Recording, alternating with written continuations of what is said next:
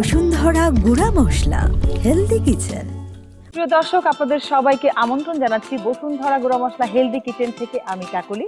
আমাদের হেলদি কিচেনে প্রতি পর্বে একজন পুষ্টিবিদ আপনাদের জন্য তৈরি করে থাকেন সহজ মজাদার হেলদি রেসিপি।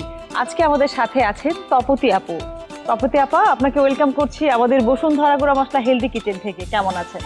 ভালো আছি, আপনি কেমন আছেন? আমি তো ভীষণ ভালো আছি, আর এই মুহূর্তে আরো বেশি ভালো লাগছে কারণ আপনি এসেছেন আমাদের মাঝে। নিশ্চয়ই হেলদি কোনো রেসিপি দেখাবেন আপনি। কি রেসিপি? আজকে আমি এগ কারি চেষ্টা করবো আবার। আমরা দেখে নিচ্ছি কি কি লাগছে আমাদের এখানে এখানে ডিম 3টা আমি ইউজ করব। টমেটো আছে এখানে, টমেটোটাও লাগবে আমার, একটু পেঁয়াজ কুচি, মরিচ কুচি, আমাদের একটু ধনে পাতা লাগবে, আর আস্ত জিরা এখানে লাগবে, আর লবণ তেল তো আছে, কিছু মশলাও আমাদের এখানে লাগবে। তো আছেই বসুন্ধরার গুঁড়া মশলা, যা যা লাগবে আমি আপনাকে দিব, কোনো সমস্যা নেই। তাহলে আমরা মূল রান্নায় চলে যাই আপা।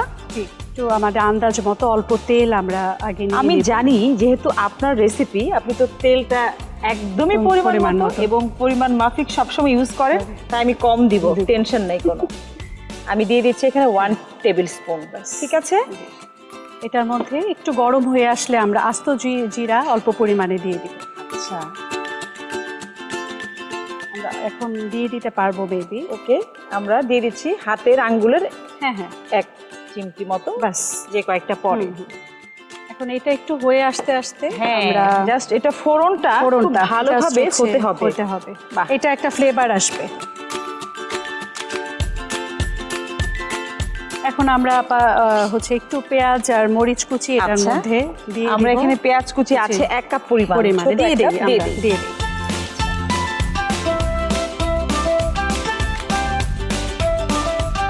আমরা এখন একটু মরিচ কুচিও দিয়ে দিই।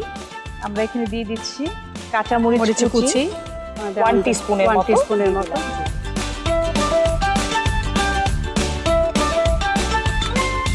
এখন আপা আমরা টমেটোটা একটু দিয়ে দিই। আমি এখানে দেখতে পাচ্ছি একটা পরিমাণ টমেটো আপনি কিউব করে রেখেছেন। জি আপা, দিয়ে দিই। টমেটোতে তো ভালো পরিমাণে লাইকোপেন আছে, আপনি তো জানেন যে লাইকোপেন আমাদের শরীরের জন্য দরকার, এবং এটা কিন্তু অ্যান্টিঅক্সিডেন্ট এক ধরনের, আর এটা আমাদের ইমিউন সিস্টেমকে বুস্ট আপ করে, তারপরে যাদের বিভিন্ন ধরনের ক্যান্সার প্রিভেনশনে হিসেবে ভূমিকা পালন করে। তো যার জন্য একটু হেলথ বেনিফিট, যেহেতু পুষ্টিবিদ রান্না করছি, হেলথ বেনিফিট গুলো না বলে আসলে আপনারা কি ভালোভাবেই জেনে নিচ্ছেন। আজকে শুধুমাত্র আমরা রেসিপি দেখছি তা না, প্রতিটা ইনগ্রিডিয়েন্টস কিন্তু আপা খুব সুন্দরভাবে ব্যাখ্যা করছেন। আমি যেটা ফিল করছি, যারা এই মুহূর্তে আমাদেরকে দেখছেন তারা রেসিপির সাথে সাথে পুষ্টিগুণ পেয়ে যাচ্ছেন। এটা কিন্তু আমাদের জন্য ডবল একটা পাওনা। আপা এখন কি লাগছে? এখন আমাদের একটু হলুদ গুঁড়া, একটু মরিচ গুঁড়া, ওকে, আর ধনিয়ার গুঁড়া আমরা অল্প অল্প পরিমাণে আমরা এখানে ইউজ করছি বসুন্ধরার হলুদের গুঁড়ো। অলরেডি আপা আপনি কিন্তু জানেন যে বসুন্ধরার হলুদের গুঁড়োটা কতটা, মানে কালারটা কতটা নাইস, এবং ফ্লেভার, টেস্ট সবকিছুই কিন্তু খুবই ভালো। আমি দিয়ে দিচ্ছি এখানে 1/2 টিস্পুন মরিচের গুঁড়ো দিয়ে দিচ্ছি এখানে। কতটুকু? 1/2 টিস্পুন। এটা আমরা যতটুকু ঝাল পছন্দ করি সেটার উপরে, আর যেহেতু আমরা কাঁচা মরিচটা ইউজ করছি, আমাদের তার জন্য এটা একটু পরিমাণ বেশি দিব না আমরা ইউজ করতে। আমরা ধনিয়া দিয়ে দিয়েছি 1/2 টিস্পুন। এখন আমরা জিরাটাও দিয়ে দিয়েছি 1/2 টিস্পুন। জিরা অল্প পরিমাণে আমরা ইউজ করব এখানে, যেহেতু আমরা জিরা পরিমাণেই লাগবে। আমি সবসময় একটা কথাই বলি, বসুন্ধরার মরিচের গুঁড়া, হলুদের গুঁড়া এবং জিরার গুঁড়া পরিমাণেও কিন্তু খুব কম লাগে, মানে অল্পতেই কিন্তু এটা কালার এবং ফ্লেভার দুটোই চলে আসে। এখন আপা আমরা এটাকে একটু ঢেকে রাখবো। দেন আমার এখানে একটু ডিফারেন্ট বলেছিলাম আপনাকে যে আমি করব, আমরা ডিমটাকে আস্ত রান্না করব না, আমরা এটাকে গ্রেট করব।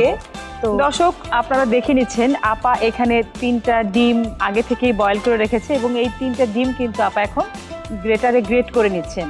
আমি বুঝতে পারছি আজকের আমাদের এগ কারিটা একটু ভিন্ন স্টাইলেই হতে যাচ্ছে। আমাদের কিন্তু হোল এগটা ওভাবে খাওয়া হয় না এই রোজার সময়টাতে।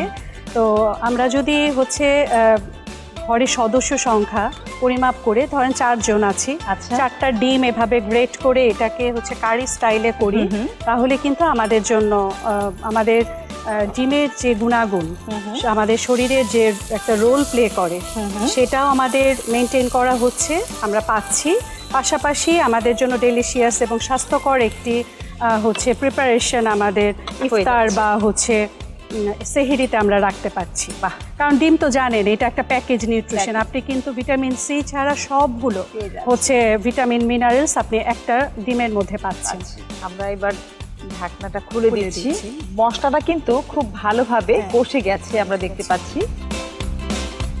এ পর্যায়ে একটু পানি লাগছে আমাদের, তাই তো? একটু পানি, জাস্ট আমরা একটু মাখো মাখো করে রান্না করে ব্যাপারটা চলে আসবে করার জন্য।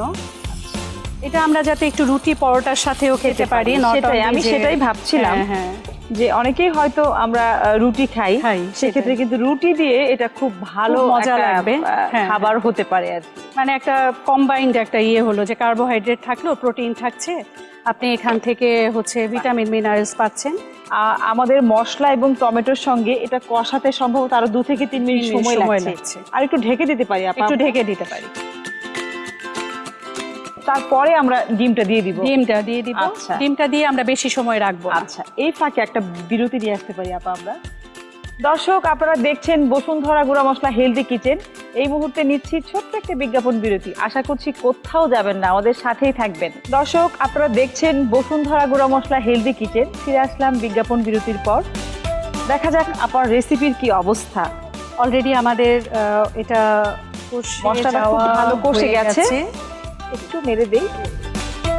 এবার আমরা কি একটা দিয়ে দিব গ্রেট করা? আচ্ছা,